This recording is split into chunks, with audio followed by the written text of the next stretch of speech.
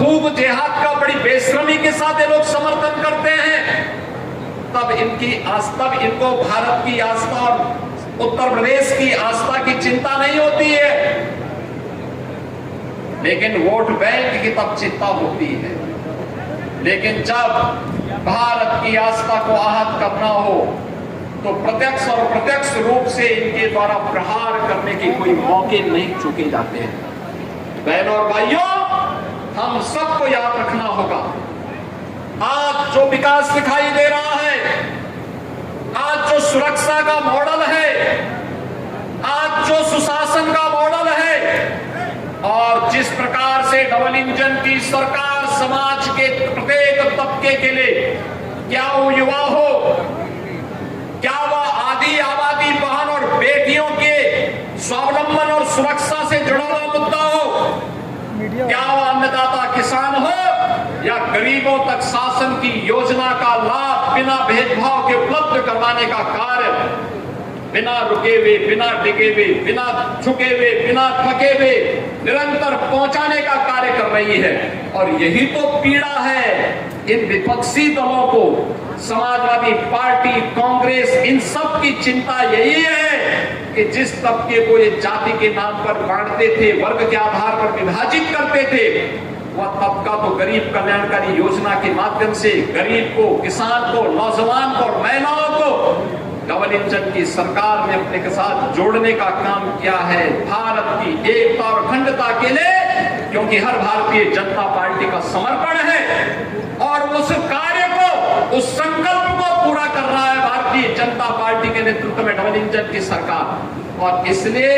वे विभाजन की अपनी सारी की सारी मेहनत का कहीं ना कहीं ठीकरा अब फोड़ करके भारत की आस्था पर प्रहार करने का कार्य कर रहे हैं। और इसीलिए मैं आप सबका आह्वान करूंगा, इस समय है हमारे लिए जब हम इन सब के प्रति जागरूक। शक्ति केंद्र का मतलब भारत की लोकतांत्रिक व्यवस्था का वह केंद्र बिंदु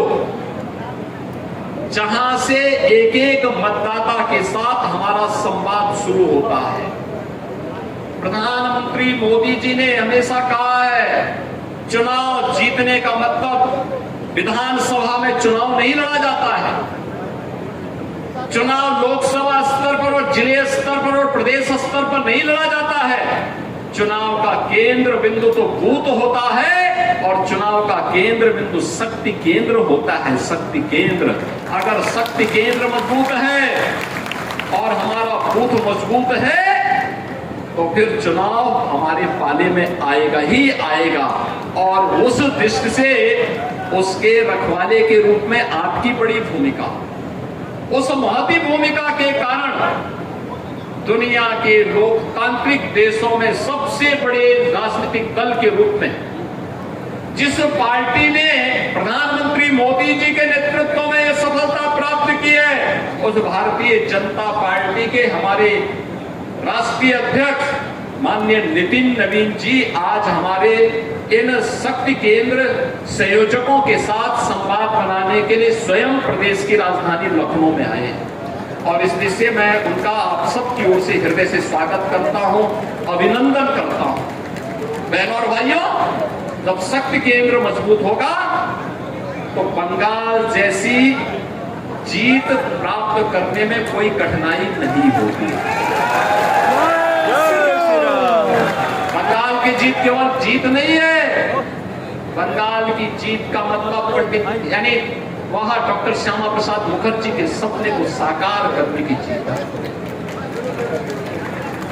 इस बंगाल को घुसपैठ का